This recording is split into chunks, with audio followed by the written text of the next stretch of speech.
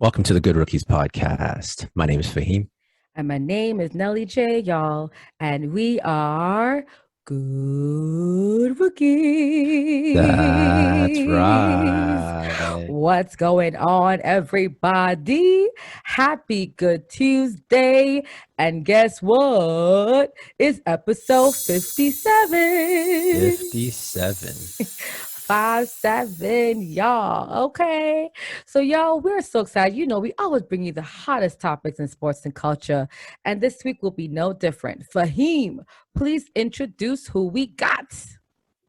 All right. So we have a return guest once again. It's always great to have people who've been with us before coming back, dropping more jewels. We'll definitely be able to cover a lot more as we get to the podcast, but let's welcome Sherrard Ward to the podcast today. Sherrard. You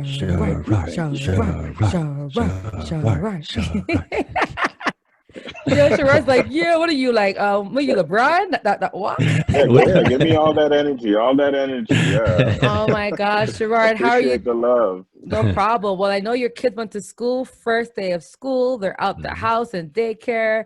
As a parent, how does it feel to get them out the house? Oh man, I got to figure out what version to give. If to give the PG version,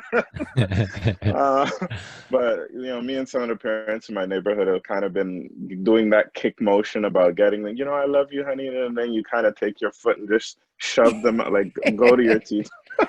It's honestly been a pretty long year for parents during the pandemic and you know virtual schooling and all of that. So we're pretty happy to have the kids out the house.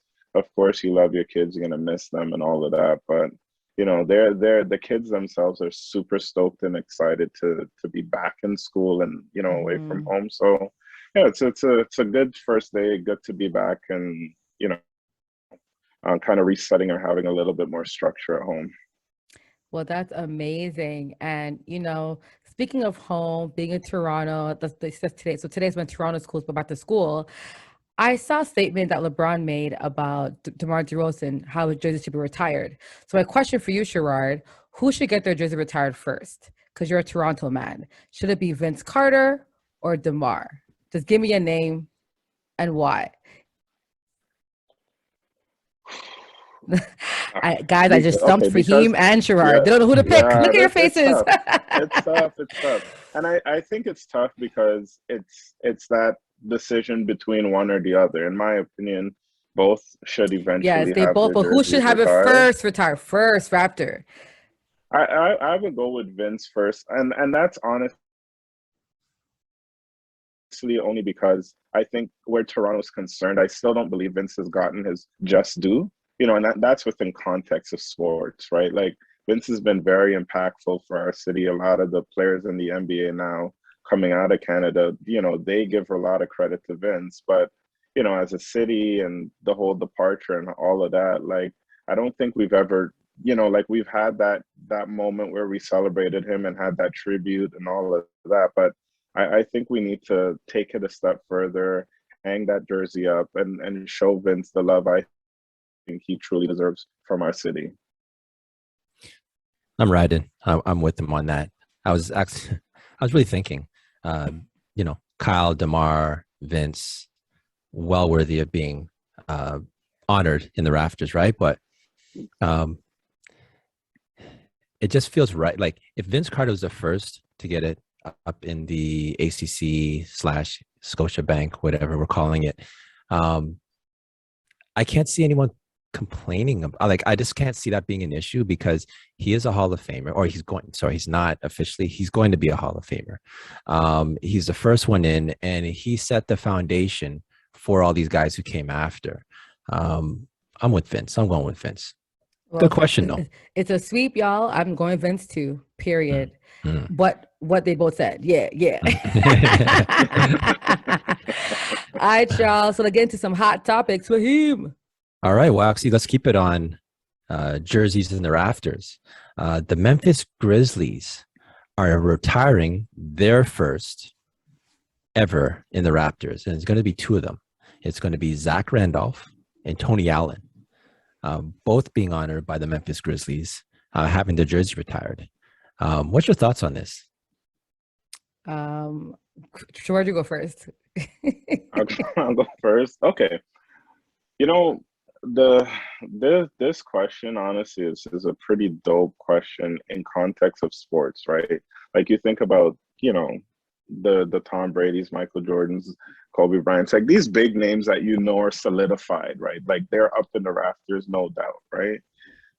But the dope part that I got from this is you don't have to be a winner in terms of a champion to have value and impact to the game that you play and what you do. Like you can still gain that recognition, and this is beyond well deserved from Memphis to these two guys. And I mean, like when you think about Memphis, you really do remember Zebo and what he's done, and Tony Allen. Like I mean, if Kobe Bryant is going to talk about you the way Kobe talks about Tony Allen, your jersey should be up somewhere. Like you've had impact on the game. You've had, and again, I'm hearkening back to this point about winning championships, because yes, we all play to win. That's the ultimate goal. But if you've done something and you've been impactful, that recognition, especially from the city that you've played in for so many years and given it all its due, I think these are the moments that shine the best. Like hang it up for these guys. It's well deserved. How about you, Nelly J? I gotta disagree. I like them; they're great, but I think of like a jersey being retired as someone who did win. That's just my theory of it. So that's just how I feel. Like again, I'm not knocking them. To me, like give them a freaking plaque. Put like a name a seat after them. I don't know. Give them a poster. Give them a wall that has a thank you letter. But a rafter jersey. I don't. Okay, but so to me, like I think you can still show tribute and be thankful to them in a different way. You don't have to. I think like that should be for legends and not just for we like you. You're such a good guy. Like you meant a lot to us. Thank you for your time. Like that's just how I feel personally. So I'm not knocking them. I do like both players. I think they're great. They were great in their at the time. Not greatest, but like they were good at their time. But I'm just. I'm maybe if I was a Memphis fan, I would care more, but I don't really care, to be honest. But for me, I want to hang their jerseys up in the rafter. All right, so Memphis, they started their franchise in Vancouver, and when they're in Vancouver, there's really no one. Like maybe their best player might be Sharif Abdul-Rahim, maybe I would say. Big country, Brian Reeves. Big country. Okay, so there's a big gap between Abdul-Rahim and big country. Like, so hold up. So should I hang up big country jersey in the rafter? No, I'm saying actually they shouldn't hang up nobody from Vancouver, which makes this interesting because their first people that they're hanging up is in Memphis, the relocation, and in the relocation. Randolph and Allen might be their most kind of like Marc Gasol, interestingly enough, played there enough years. And if you're going to retire someone, maybe Marc Gasol might be the one because he's reached highest heights and led the team. But I do understand what Memphis' dilemma is kind of what we're in the dilemma in Toronto, where we have people, and it's a matter of what order.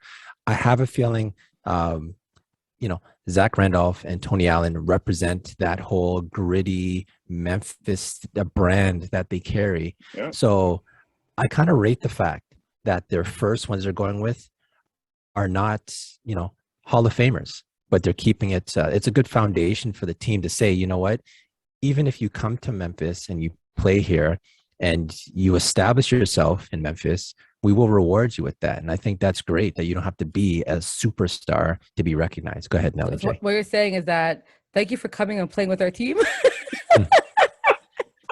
Thank you so much. Thank you so much for playing with us. We're going to hang your jersey in the rafter. Is that part of like, they're like, if you sign with them now and you're a star, like you get an automatic rafter hang? I just think that you can still honor these players, but having a jersey rafter is like for example, like, to have your jersey hang in the Leafs stadium, you better win a Stanley Cup. You know what I'm saying? Like, so for me, I just think that I'm not saying don't. All I'm saying is that for me, that is like this person is an actual legend of the city and the team. And I just don't know, like this, they had an era, but I just think being nice to us and wanting to play with us for so long, that doesn't mean you get a jersey rafter. Like Bosch is going to get one. And I like Bosch. He won't get one. You know what I'm saying? So I think there's levels to this, but maybe because it's Memphis and they got nothing else to hang, maybe they're going to hang theirs. But I don't know, man. Again, I'm not trying to like dog on these players. I'm just saying, to me, jersey rafter hanging is someone that is solidified. Even fine, get them to like the finals of the NBA or something. You know what I mean? I don't know.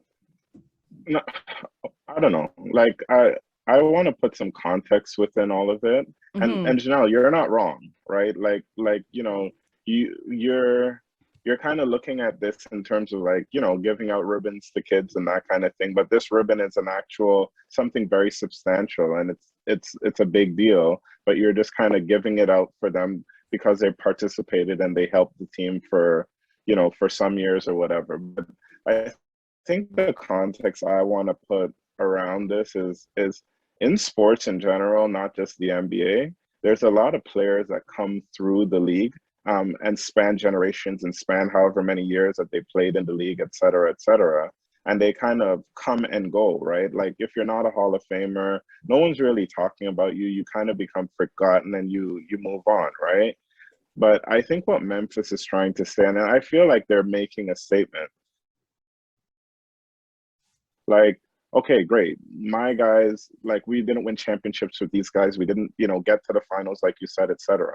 But at a piece of time, when these guys were playing together on this team, they had an impact on the NBA, and the teams who were winning championships that had to go through Memphis had a very tough time doing it. And, you know, this is a nod to your career, to your legacy, to your impact on basketball, that you're going to be remembered by us. Our city is going to recognize you. Our city is going to remember you. Get them a plaque. So on the, give them to the key to the city, like what they do. Like, to me, listen, there's many ways to do that, Sherrard. There's many ways. That's all I gotta say. That's all I'm trying to say, because soon we're gonna see Big Country be hung up there too. We're gonna see like freaking what's his name? Like we see Siakam hung up there because he played with us for so long. Like, come on, guys, we could be hanging out purple ribbons. You were here for 8 years. You get a jersey. You get a jersey. You like no. Again, you know what? I think in Memphis, get remember, a plaque. we're speaking outside. In Memphis, they are probably very beloved players. Okay, well, I mean, if you're a Memphis fan, let us know, please.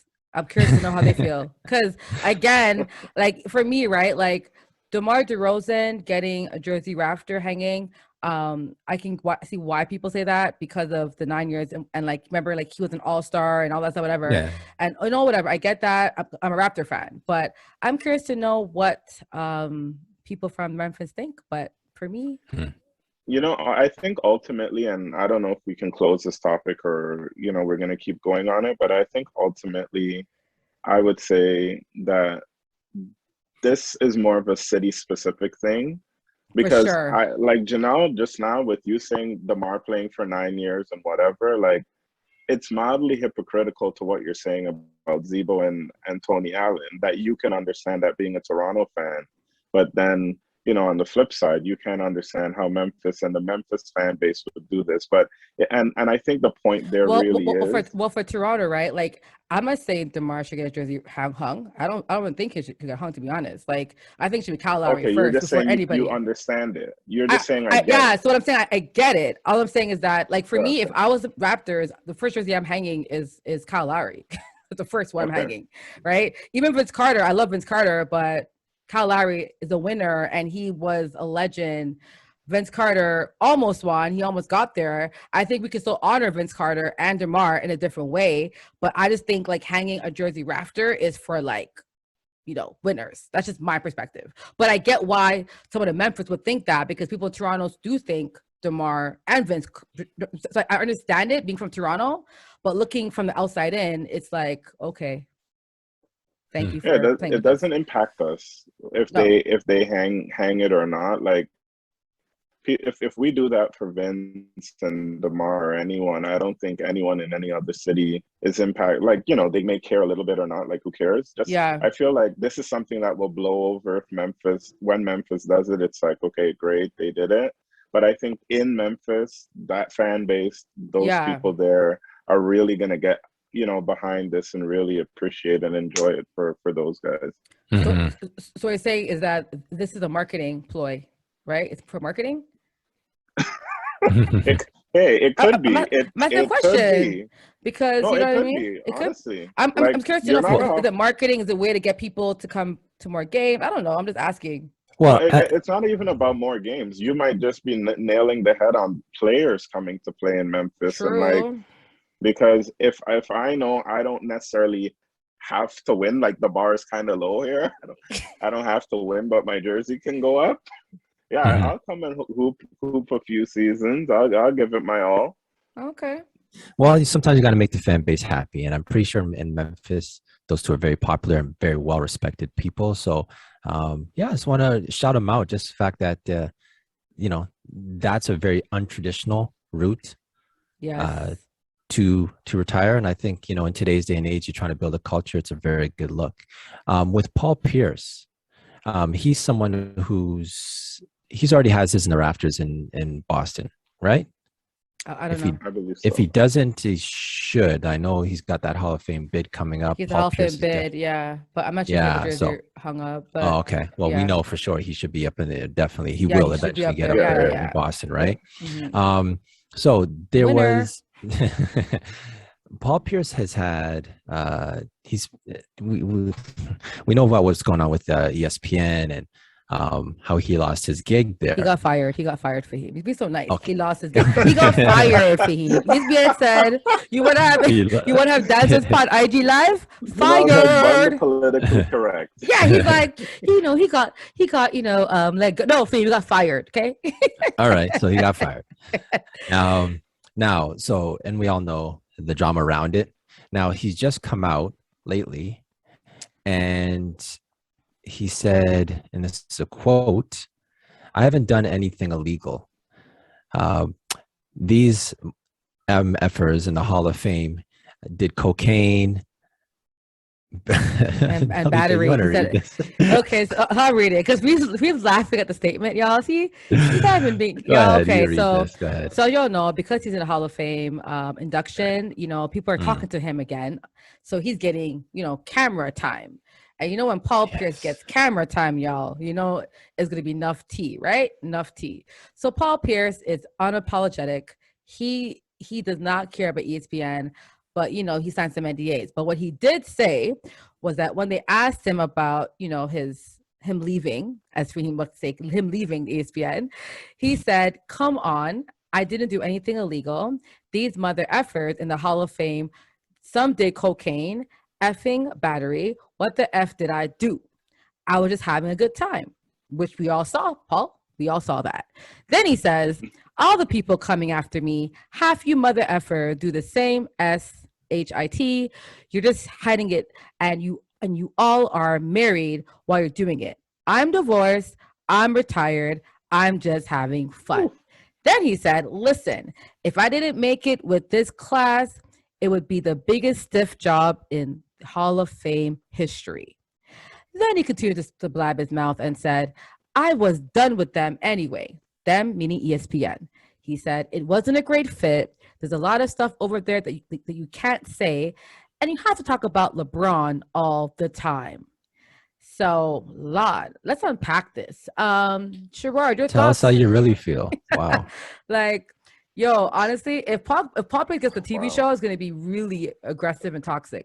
But no, because Paul's gonna choose violence every episode. So I think he might get a TV deal. No, I think like, oh, this guy is so spicy. You know what I mean? But your thoughts, Sherrard, like the LeBron type of job, the Hall of Fame, if they didn't had him inducted, and ESPN. And also, he called out other players and said half of them did cocaine and did battery. The word unpacked is so key here because this is a lot. And I've tried over the years, I promise you guys, I've tried to defend Paul Pierce because I feel like this younger generation doesn't really understand how good he was. And, he's a really good player, great player even.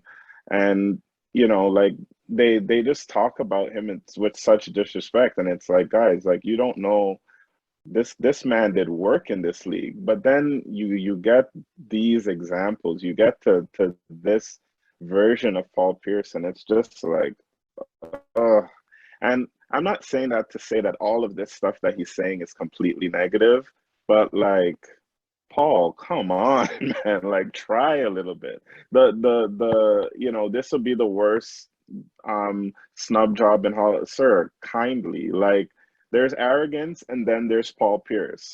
No, it wouldn't be the worst ever. Like there's been worse than you, sir. Like you know, it's not that crazy. And you know, like just focusing on the stuff he's addressing the other players that are the haters are taking shots at him or whatever. You know what, Paul? It's kind of dry snitching ish, kind of. He's a snitch. But I'm also not mad though. I'm also not all the way mad, because there's nothing in life more annoying than somebody that's gonna talk about what you're doing when you know, like you're saying you're talking, you man, like you had a whole ring, you had a whole wife at home, and you was doing a lot, brother. So you know, just relax. Don't talk about me over here. Just calm down. So I get all of that, but Paul is doing a lot. He's saying a lot. From a basketball perspective, it's like if you can separate the person from the player, like, you know, if you could do it that way, let's get this guy in the Hall of Fame. He was great for the league. He's a champion.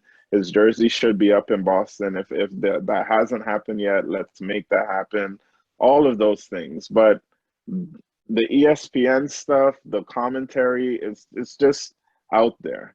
Now, this little bit that he said about working at ESPN and the LeBron stuff. Now, I think like that can, you know, just to focus on that alone can take a lot to impact. But when you really understand what the media is and how sports media works, like those are also things that shouldn't phase you as much, because at the end of the day, ESPN is a business, and if LeBron sells, we're gonna talk about LeBron. I don't care what you like, Paul. But you know what? Like LeBron's the most Googled athlete in the NBA. Like that. Listen, y'all, that's just metrics. Like that's just ESPN having the algorithm work for them.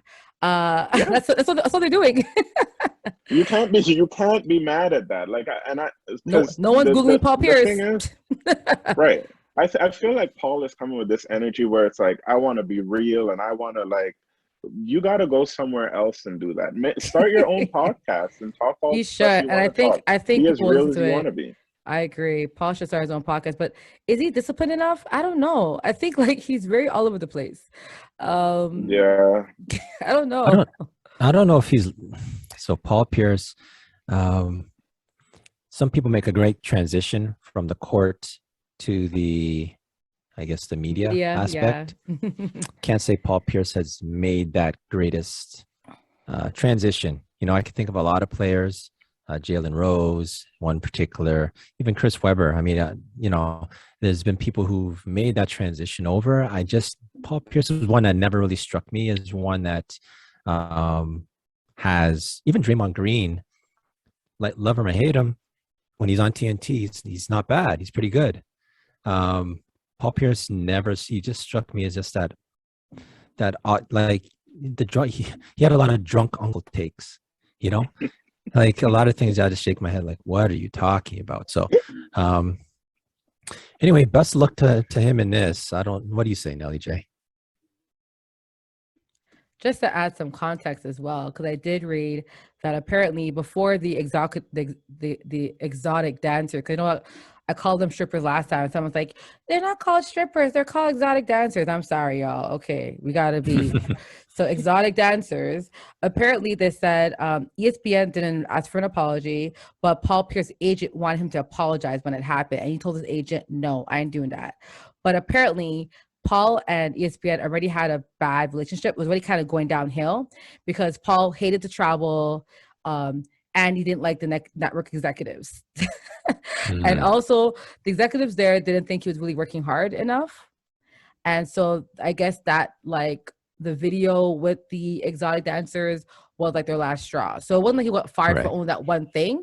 It was already going downhill, and that was just like the end of it for all of him. So, so yeah. So anyway, he's too raw for TV, for corporate I TV. just think like Paul Pierce, you know, as a player, I thought he was someone asked me, you know, who is the most we call it like, you know, like smash talk, you know, like, you know, like talker, right? Or like who's the biggest villain in the NBA? And to me, it was Paul Pierce. I thought he was the biggest villain for me. And the reason why is because I felt like he always talked the most trash, always up in people's face. Like, you know, he's like that bad boy player, right? But I feel like that personality is now what he's doing on TV, and it can't really work because on TV you have to know how to play the bad boy on camera, but off camera you got to be respectable, you got to be this. And I think Paul Pierce, that bad boy or that villain, is who he is as a person. So when you're that person as a person, so because you're a villain in basketball and in person, who's gonna want to hire you? Right. So if I'm Paul Pierce, I'm gonna look to invest my money in some stocks and live off that life, because I don't know who's gonna hire you for any network position, because he can't work on and off camera. He can't do it. He's a villain forever. He's that villain.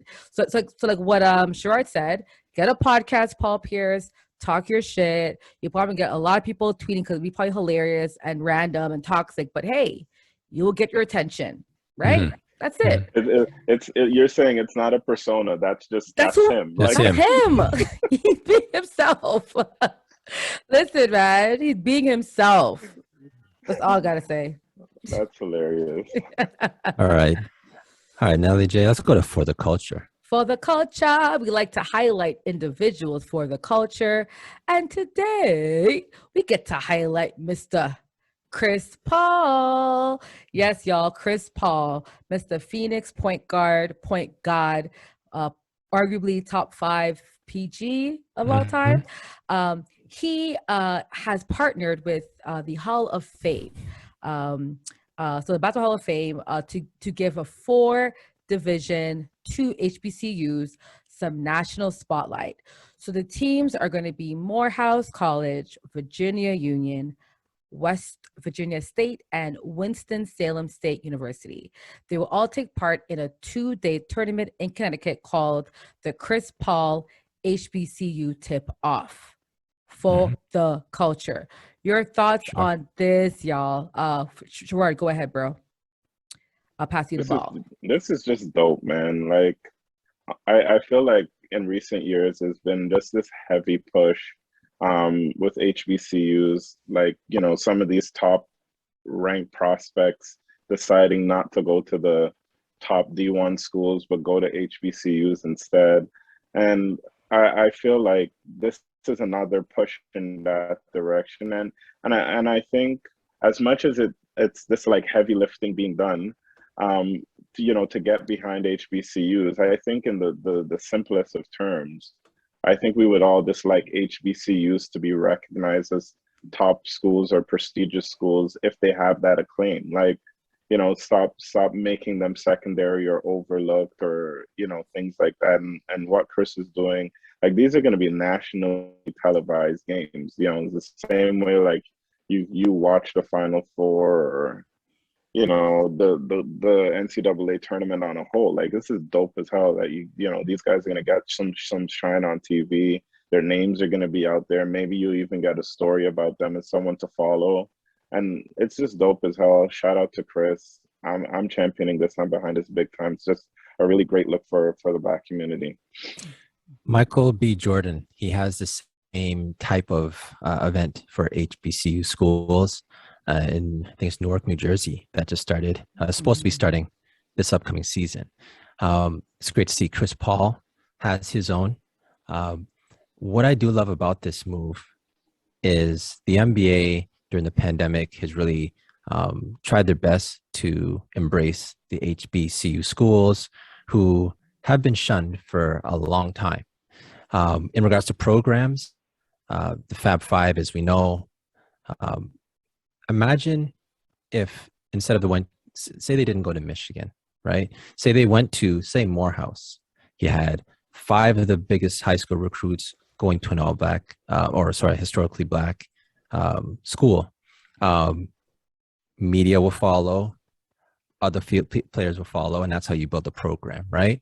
I am noticing a trend of players now even seeing these HBCU schools as an option, like Master P's son, going and playing for, I think it's Tennessee State, but it's an HBCU school. So I think it's right on brand and on time for Chris Paul to do this. It's great that he has the Hall of Fame behind it also. So it's not just him, but he has the machine behind him. If they can do this right, I don't see why within maybe even the next 10 years, we can have a situation where programs are being built in these HBCU schools, and we can have more of these, because remember, when schools do well athletically, it makes it easier for them to draw this academically also. They can be a place to be, also a place to be. And I think it's great to have them be a place to be. So shout out to Chris Paul for this. It's huge. Yeah, and just to add to what you both said, because you both made really good points. On top of that, not only is it great for players, it's great for Black coaches. Because we all know a lot of these Black coaches aren't getting opportunities in the professional leagues. So we can now showcase great coaching minds that are people of color at these schools, the program, because we know we've seen great college coaches get opportunities in the NBA, right? So this could also give opportunity for coaches and people of color, not only just in the NBA in coaching, but in admin roles in an NBA, different positions. Like the NBA front office is like, I think it's like 90% white people. You know what I'm saying? And the league, and 95% of the players is Black. So this is going to help the entire sport of basketball. And to top that, Chris Paul didn't go to an HBCU, but he regrets it. He said if I can go back in time, he would go to one. So it just shows that, by him doing this, it's going to give that young star who could be the next LeBron or Jordan or Kobe, be like, you know what? I want to go to HBCU school. And when that player becomes a superstar, they'll Google, where did he go to college? HBCU. And that alone is marketing. That alone is marketing. That alone is branding, like you said, building programs. That's everything, the smallest stuff. So I'm going to quiz Faheem again. Sherrard, I don't know if you know the question, but I'm going to quiz Faheem because I asked this question before. So Faheem should know the answer, okay? I want y'all to tell me, how many HBCU schools are there? I'm going to fail. Hard to. So, okay, Sherrard, you guess first. Faheem's after, because the answer, Faheem, remember the answer, I told it to you already. So, Sherrard, what's the number? Just guess. 52. 52, okay. Faheem, you should know his answer, bro, because you were shocked. You were shocked the last time. Okay, let me do this. I'm going to go with HBCU schools. I'm going to go with 45. Oh, man. You guys are both so off. It is 107. 107. 107. 107. I think they said 56 is private. Hold on, let me get the number. So 56 is under private control and 51 is public colleges. Wow. But 107, y'all. So there's a lot of HBCUs. So Yeah. only 4 is being highlighted, but there's so much more. And so this is going to help the entire 107 institutions of colleges and universities that are historically Black owned. It's just beautiful. Beautiful. Well, because we know realistically, university, it is a business in itself. Like, let's be real. It is higher education, but it's a business. So it's good for business right now to be involved with Blacks. So yes. Yeah. Hey, like what Andrew said, pandering to the Blacks. Yeah, pandering to the Blacks. Pandering to the Blacks, man. That's the new trend right now. Be it a trend or not, like I just think it's one of those things where, the recognition, the impact on some of these things may be so small now, like you can't even see it. Yes. And I use this example. Don't want to go way off topic, but I use this example about Drake, like living in Toronto, because there's people who live in Toronto that hate Drake or whatever, and everyone's entitled to their opinion.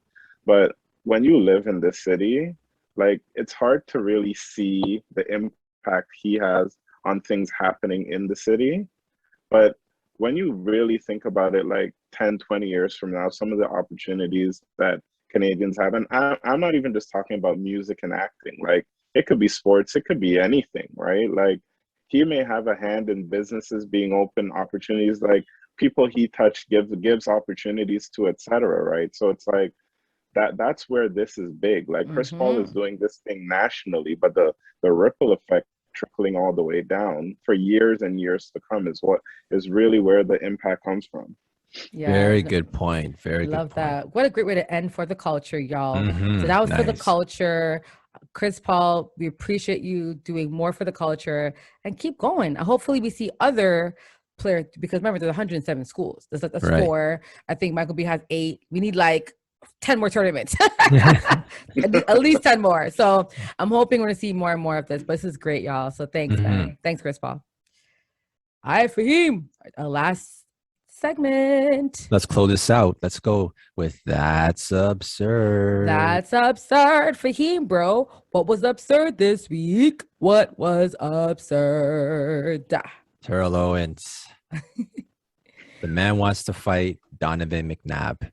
Like And fight? Like fight? What do you mean Yeah, fight? I'm gonna give you a quote. He said, I'd knock the chunky soup for him in 2004. Trust me. Okay, unquote. Wow. And absurd. Now, so to put it in context, it's not like Owens. It's not like T.O. wants to run up on McNabb like on the street, like on site, and start fighting. No, I think in the context is we're seeing celebrities get into boxing, like Jake Paul's fighting, MMA guys. Oscar De La Hoya is supposed to be fighting. Like, I mean, we're seeing boxers. Boxing is turning into entertainment very much now. So for them to have a night of 2 professional athletes nowadays in boxing, especially over the last year, it's not unheard of. So I think that's the context he's saying. I think he wants to get maybe on an undercard for one of these fights, and he wants to fight Donovan McNabb off of the beef that they have from 2004. So just to add some context, y'all, these guys are NFL players. They play in the NFL. One's a wide receiver and one is a quarterback. I'm not sure their height difference at all, anything like that. But I'm just curious to know, can they fight? Like, can Terrell Owens actually fight? Because playing football doesn't mean you can fight. You could tackle, but I don't know if I want to see a McNabb fight Terrell Owens. Because, hence why, right? If you watch Lamar Odom fought that little skinny white boy. Was it one of the Carters, was it? Yes, he fought not Nick Carter, but was it? The brother. It was one of them anyway. Okay, yeah, okay. Lamar Odom fought the skinniest white kid I've ever seen in a ring. And I was like, who put this together? So even Lamar Odom, like his boxing form was trash. Like I have a better form than Lamar Odom. So because I like boxing, watching people fight that aren't boxers, it looks really awkward. So I don't know if I want to, because I feel like we can't unsee it, guys. If this happens, Faheem and Sherrard, we can't unsee it. Right. Your thoughts, Sherrard? I've been literally snickering through this entire introduction. I'm snickering because it's wild going from this really high point of Chris Paul doing great things to Terrell Owens just being Terrell Owens. But what makes this awesome and funny is just the word petty. Like, right. I think as human beings, we love a good petty person at times, and this is peak petty, right? Like, you're having a conversation about celebrity boxing. It's like, oh man, like I would love to get in the ring with that guy. And it's like, who T.O. is talking about. Where he's going with this. Right. To your point, Janelle, like we're getting, and this is money. We say money is the root of all evil. So that kind of comes with it, where boxing is turning into, this kind of, I won't say comedic, but like it's money, right? Money is dictating a lot of what's happening, because these guys are looking at, like, the MMA guy that just fought Jake Paul the other night. Like, you've been fighting for Dana White and like legitimately fighting and getting, Tyrone Woodley, and you're getting hammered. All these things are happening, and you're getting a fraction of the cost for one fight with this Jake Paul guy. Like, why would I not do that? And that's kind of where the world is headed, where it's like, if I can get a bag, I'm gonna take a bag. And if I'm Donovan McNabb, whether I believe I can beat T.O. in a fight or not, what is that? What does the bag look like? Because if it's looking kind of right, and Janelle, forget the boxing aspect. Think about Terrell Owens and Donovan McNabb agreeing to fight. Those guys are gonna get paid, okay? Like this is year. The man said, "I will knock the chicken soup out of you from 2004." Like, son, Yeah. That's a long time to have This is beyond pet, because we remember Donovan McNabb's Campbell Soup commercials. We remember that. You know what I mean? So you say, you know, a beef from 2004 all the way to 21. We're gonna get these guys in the ring and they're gonna square up. I'm gonna watch it. I don't care how good or bad it is. I'm watching. Right. It's probably not going to be a main event, but if it's an undercard for one of these celebrity matches, it's gonna, like, a lot of people are gonna tune in to see this. Oh, for sure. But again, Faheem, the problem though, right, is if you lose this fight or get knocked out like Nate Robinson, that is it for you. That is it. Cause y'all, Nate, where had Nate been? Where had Nate been? Like, is it worth it? That's all I gotta say. Because if you can't box and you get knocked the F out. But I think Nate was below Janelle. Nate was already on the ground. He's trying to get it. He's just trying to come back. So T.O. also said, he said, this is a quote, "I'm not washed up. Once you know how to ride a bike, you know, and you don't forget how to ride that bike." And that's him speaking on him wanting to return to the NFL this year. Apparently he's 47 years old. His body's in great shape, and he feels he has what it takes to play right now in 2021. By him saying that, I can't say the same with Donovan McNabb in 2021. For some reason, I have a feeling he's not in anywhere close to game shape. So if they were to come into the ring, I'm going with T.O. wins that fight. How about Donovan you, Sherrard? wasn't close to game shape when he was playing in the league. Exactly. Donovan was panting behind the line. Yo, what are you talking about? Yo, Donovan was one Timbit away, boy. Like he was always a little bit, you know. Honestly. So who would you have? Who would you have in the match? I haven't seen McNabb in a long time. I haven't seen him ever. Like, is he on the internet? Is he on the internet? Like, no, I think he's doing. He's announcing, and like he is commentating, or he's something on one of the networks. Yeah. But Any takers? I got T.O. I T.O.? can't see T.O. losing to Donovan. Hold up. Donovan, I don't even think he has a reach. But for me, it depends on height and weight. How much taller is McNabb? Because of course he's taller than Terrell, right? How much taller is he? Okay, tell you what, you pull up Terrell Owens. I'll pull up. Okay, Donovan. so actually, I just saw it. So Terrell Owens is taller than Donovan McNabb. Well, he's done. Yeah, sorry, McNabb. But McNabb is about 6 pounds heavier than him. Hold on, that's probably their playing weight. Now let's go to the buffet weight after post career, and I'm not sure. It's just showing. You're so rude. Yo, disrespectful guy. That's playing weight. You know, okay. Let me be politically correct. I am not fat shaming. I'm all here for big people. I can't please like probably his playing weight. Let's look up his current weight. I don't know if they track that. Let me see. Okay, I'm pulling up current now. So current, yeah. So in terms of height, they're both 6 feet. Both 6 feet. I think, but Terrell, I think it's 1 or like a quarter of an inch taller than McNabb. And in terms of weight, sorry y'all, give me weight, but it says here that professional career, I don't know what their weight is now. I doubt they weigh themselves now, but I would say if Terrell is in good shape, I've seen before, McNabb, I don't know, y'all. Like Terrell, he talks a lot. I don't know. I'm gonna go McNabb. I'm gonna go McNabb just because. You're going McNabb? Yeah. Okay. Well, Janelle just sounds like she wants to see someone shut T.O. up. Like yeah. Talking a lot. Let's just go with McNabb. Just because I think because T.O. is talking so much and McNabb hasn't. That to me is kind of sexy. Like when a guy's talking at you all the time and you're just like sitting there like, okay. Talk so much. Talk some more. You know, he's a quiet assassin, McNabb. I feel like he would knock him out and walk off the court quiet, so the ring quiet, like, he talks a lot. I don't know, like guys with, like Right. men who talk a lot. I'm just like, is it all bite and no bark? You know what I mean? I don't know. I don't know. Well, all I gotta say is, Trilla's got to make it happen. Whoever, get these guys on the undercard and Yo, let's make it happen for and if real. they do it, we need Snoop Doggy Dogg commenting that fight. Okay. I'm gonna need Snoop on the mic that night. Okay. That's my only All right. request. All right, let's put this episode in the books. Woo, y'all. That was episode 57. That's right, 57. I'm like 5, 7, 5, 7.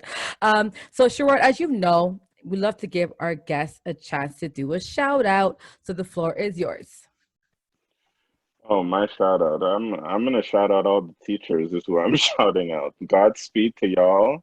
Enjoy them kids. I don't know, like take a weekend if you want. Like, but all jokes aside, it's been a tough year, and I'm gonna shout out teachers because the job is tough. I got to see it firsthand during virtual school. It's a heck of a lot. So shout outs to them on, what they're doing to keep our kids educated. Mhm. Okay, well, I gotta shout you out because you're a parent, and I feel like you guys are the real heroes because you were working and teaching your kids at the same time at home. And actually, we had a teacher on the episode, Shauna, who talked about how parents didn't know how annoying their kids were until the pandemic. But they did it, right? They did it. So It's real. No, it's real. There's no right. lies. So I'm just very happy that y'all were able to do that. And I also want to shout out Elaine Hera Thompson, as you know, sorry, Elaine Thompson Hera. Goodness, sorry, girl.